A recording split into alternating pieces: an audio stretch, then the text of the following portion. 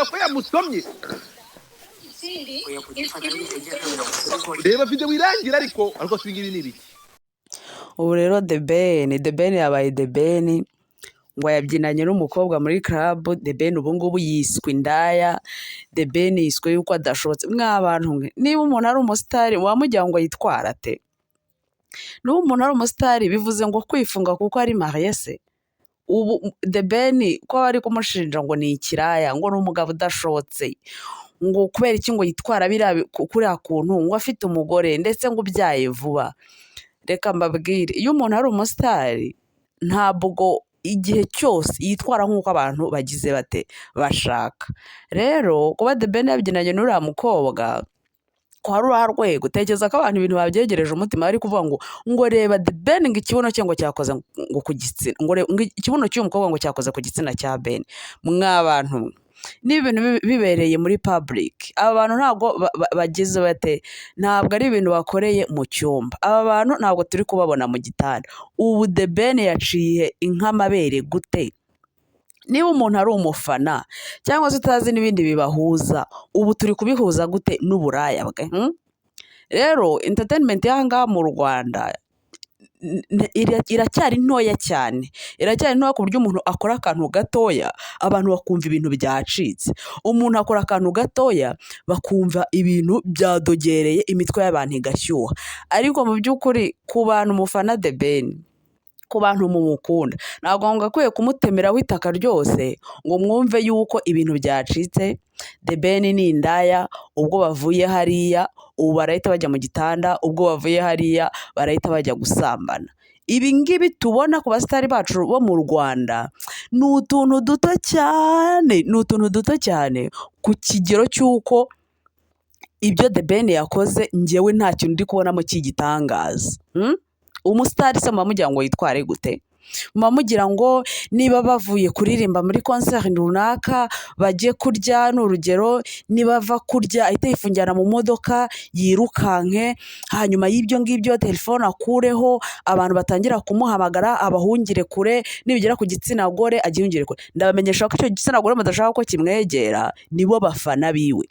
Icyo gitsina gore mudashaka ko kimwegera nicyo kimuba hafi kandi nicyo kimukurira iki audience. Icyo gitsina gore mudashaka ko kimwegera ngo kimwikoreho uko gishaka nibo bafana. Bariya baza bipfayonza bamwirerembuza aho imbere, baza bambaye uko bashaka, baza nyine bihinduye ukundi kuntu kugira nk'umusitari. Hari ukuntu abantu bose, hari n'ukundi kuntu abantu bazi yuko umusitari wese w'umuhungu w'umugabo, urumva hari ukuntu baba bazi neza yuko akunda abagore mu rwego rw'uburaya, sibyo? Ariko nanone ntabwo ari bose, ku buryo dushobora kugenda tuvuge ngo The Ben ngo ibintu byacitse byadogere. Ntabwo ari uko nguko biba bimeze. Bisaba ngo The Ben uko ni umusore cyangwa se umugabo mwiza wateruye, ukundwa n'abakobwa benshi, haba hano mu Rwanda cyangwa se muri East Africa.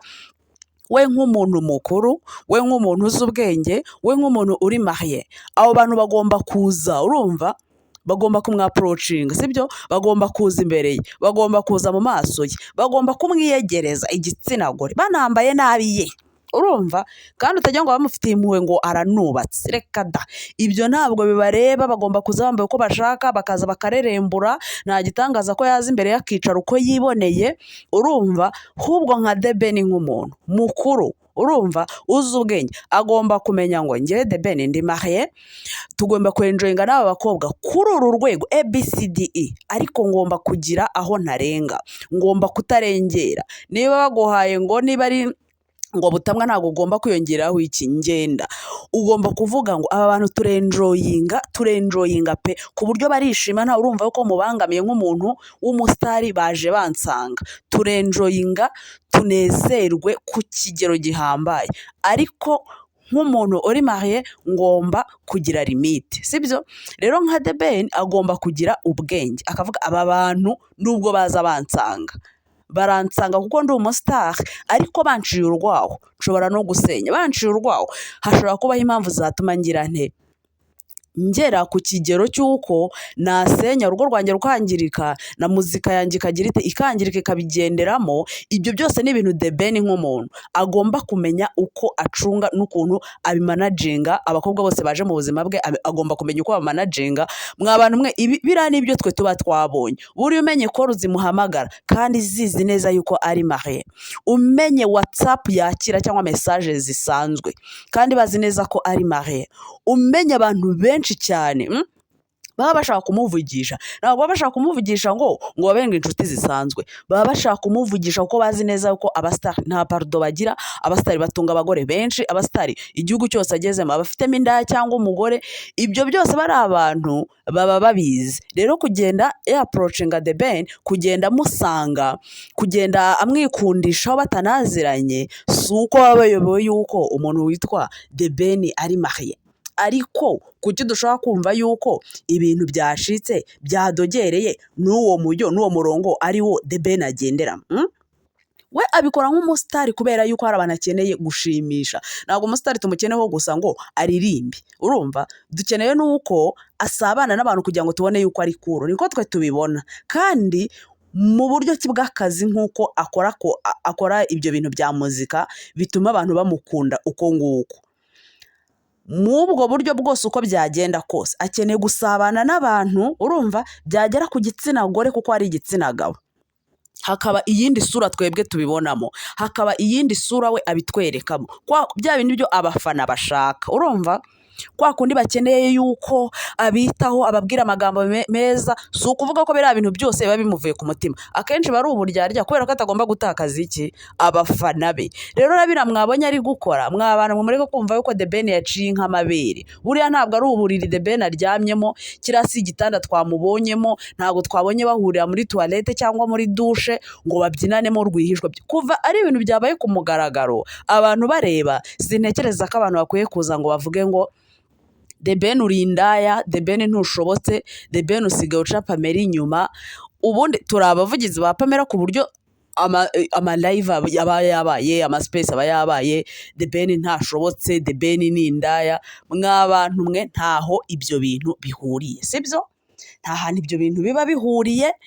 Ruriya ni urugo. Hari ukuntu Pamela, donc iyo ushatse rego umusitari umenya kuntu umanaginga umuntu mubana, umenya ibyo mugane ukavuga ati hari ibyo utagomba kurengaho, hari uko utagomba kurengera. None se ni igitangaza ko Miss Pamela ni umukobwa mwiza cyane, ni umukobwa w'ikizungerezi. Nawe ashobora kujya ahantu abasore bakaza bakamwataka kuriya, kandi ntabwo byatuma batabyinana nawe bitewe n'ukuntu yiyumva, bitewe n'ukuntu we abifata. Ariko The Ben we arazwi cyane kuruta Pamela, biri ku rundi rwego. Nta gitangaza rero rwose cyabayemo hariya, nta byacitse byabaye ku buryo twumva ibintu byadogereye, ibintu byabaye ibindi. The Ben ni ikiraya, The Ben asigaye aca inyuma Pamela. Ni ukuri niba Pamela abasha kubyumva, abasha kubyakira kuko yashatse umugabo w'umusitari, hari ibintu agomba kwihanganira, hari n'ibintu agomba kwakira ku mugabo we, kuko kariya ni akazi arimo. Ni akazi mbere yo kuvuga ngo ibiki n'ibiki n'ibiki. Kariya ni akazi The Ben aba arimo, ntabwo biba ari ibintu bije gutyo gusa. Nawe aba atari akazi, sintekereza ko biriya bintu byabaho. Ntabwo yaba ari umuntu ukora muri ofisi mu buzima busanzwe, akora mu buhinzi n'ubworozi ngo ajye gukora biriya bintu ku buryo bijya n'ahantu aho ngaho kuri media. Ariko The Ben ni umusitari, ni umugabo cyangwa umusore ukunzwe n'abakobwa. Ako kantu kuba kabayeho gatoya, mureke kumva ko The Ben yaciye ibintu. Nta byacitse kandi nta nubwo turi n'abavugizi ba Pamela. Dutanga amahoro mu rugo rw'abandi tutazaba